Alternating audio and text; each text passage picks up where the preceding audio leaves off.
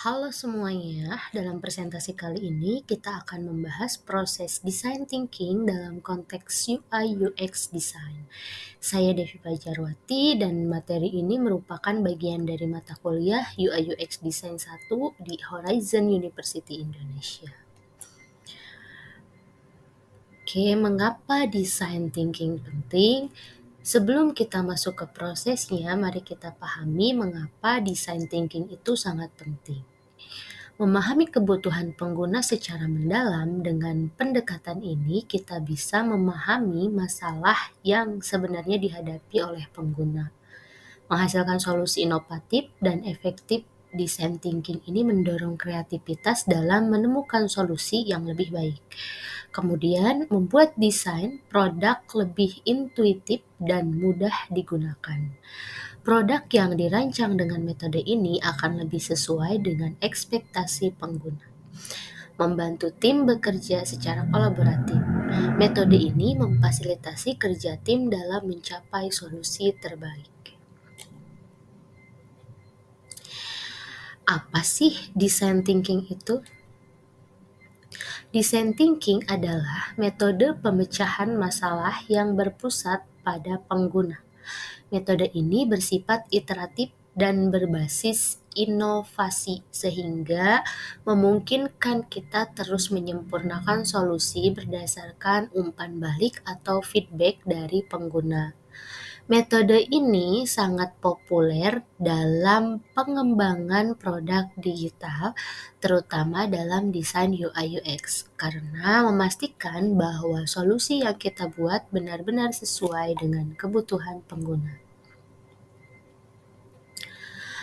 Oke, ini adalah 5 proses dari design thinking, terdiri dari empathize, yaitu memahami pengguna, kemudian define, mendefinisikan masalah, kemudian ideate, menghasilkan ide solusi, yang keempat prototype, membuat model awal, yang kelima menguji dari solusi yang sudah dibuat.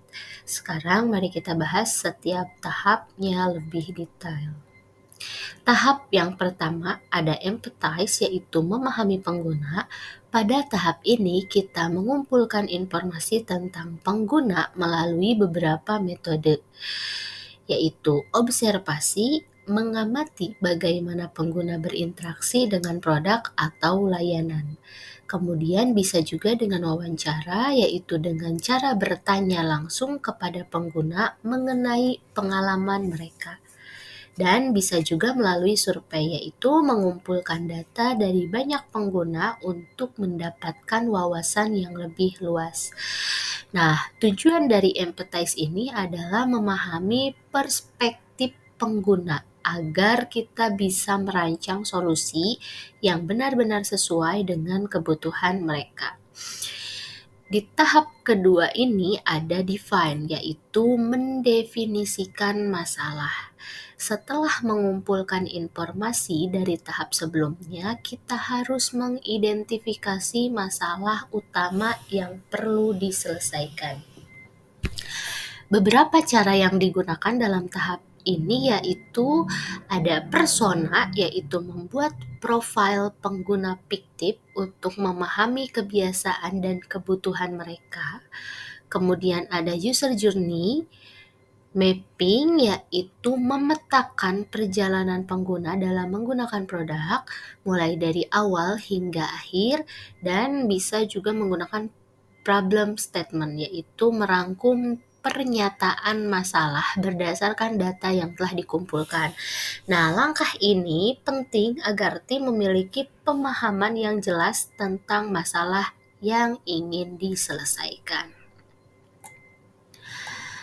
Tahap yang ketiga dari proses design thinking ini ada ideate atau menghasilkan ide solusi. Setelah masalah didefinisikan, kini saatnya menghasilkan ide solusi. Beberapa teknik brainstorming yang digunakan dalam tahap ini yaitu brainstorming, menghasilkan ide sebanyak mungkin tanpa batasan. Kemudian ada juga crazy eggs, menggambar 8 ide dalam 8 menit untuk melatih kreativitas. Dan ada scamper atau teknik berpikir kreatif dengan cara memodifikasi solusi yang sudah ada. Nah, tahap ini bertujuan untuk mengeksplorasi berbagai kemungkinan solusi sebelum menentukan yang terbaik. Di tahap keempat, ada prototype, yaitu membuat model awal. Setelah mendapatkan ide solusi, kita perlu membuat prototype untuk memvisualisasikan bagaimana sih produk akan terlihat dan berfungsi. Beberapa jenis prototipe yang sering digunakan adalah sketching, yaitu gambar tangan sederhana yang menunjukkan tampilan dasar dari UI. Kemudian ada wireframe, kerangka dasar tampilan aplikasi menggunakan alat seperti Figma atau Adobe XD.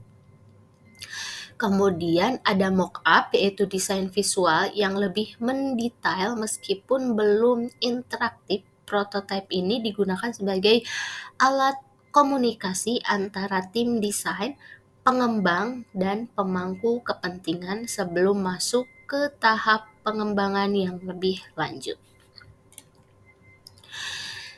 Tahap yang terakhir yaitu tes, menguji coba solusi. Tahap terakhir adalah pengujian untuk memastikan bahwa solusi yang kita buat benar-benar efektif dan mudah digunakan oleh pengguna.